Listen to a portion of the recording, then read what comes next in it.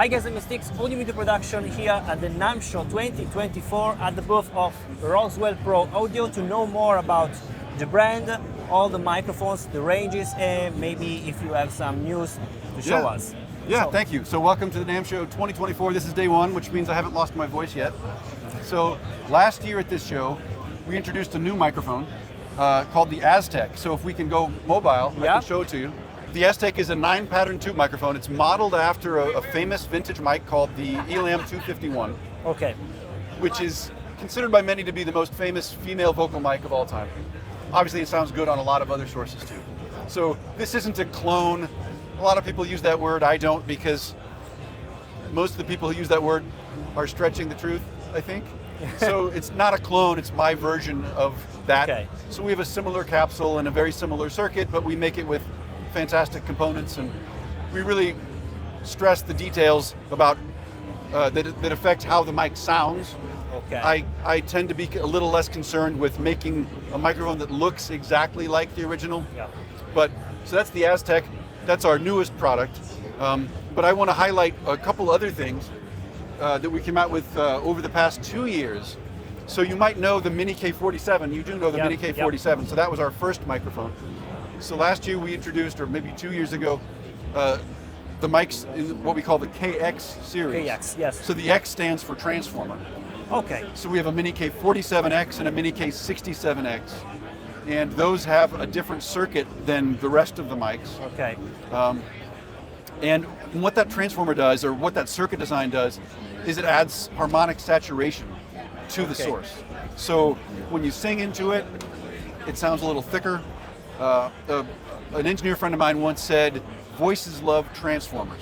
Okay. And you may have found that in your recording. Yeah. I mean, there's a place in the studio for both transformer mics and transformerless.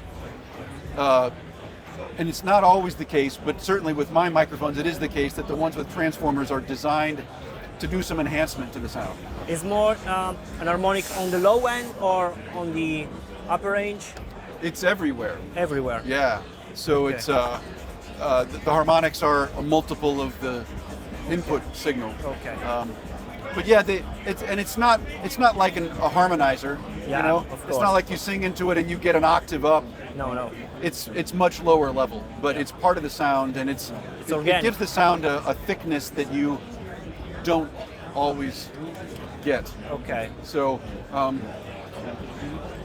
so that's the 47X and the 67X, and then the other thing we're talking about this year is the small diaphragm mics. Yes. So more for instruments, more for percussions. Yeah, acoustic guitar is one of the, I mean, all of these work for acoustic guitar as well. Yeah. Do you know 𝙎𝙤𝙢𝙢𝙚, Animals as Leaders? Yes. He loves the Delphos on acoustic guitar. So, I mean, there's different tastes for everybody. Small diaphragm mics tend to have faster transient response. Yes. So anyway, yeah, so up here on this stand, so we've got the two different models of small diaphragm mics, and this is for my other line microphone parts. So these come, you can buy these as a do-it-yourself kit. If you know how to solder, you can build this from a kit. And if you don't want to solder, then we sell the finished microphone as well. Okay. And so it's the same brand? Same company. Same company. Yeah, okay. I designed all the mics. Okay. So we have both transformerless and transformer coupled options. The transformer coupled one is very much like the Neumann KM84. Okay. Not the 184, which they still make, but the KM84, which Neumann stopped making a long time ago. Okay. So the transformer coupled one is very much like the KM84. We call it the SDC84. And those are, people love those on drum overheads and acoustic guitar, kind of the big... Fast transient. Yeah. And then we also have a special version called the snare mic. Okay. So this is a version of our SDC84, but it has some circuit changes and a different transformer, and it's designed for very, very loud sources. Okay. Because this is about the loudest thing you ever have in a studio. And you can use it at this distance, so that's called the snare mic. Okay. So it's like having a pad inside, minus 20 maybe. Yeah, it's not switchable, it's just padded. Okay. Yeah. So it's kind of a single purpose thing, snare and toms. And I've seen that you have also some DIY microphones here. Yeah, so this is the Mic Parts was my first microphone company, and it started out selling do-it-yourself kits. So Yes. you get, you know, a circuit board and a bag of parts. Okay. So it comes like this. So I design all the circuit boards and I choose all the components, and then you get an instruction book that shows step by step Okay. how to build it.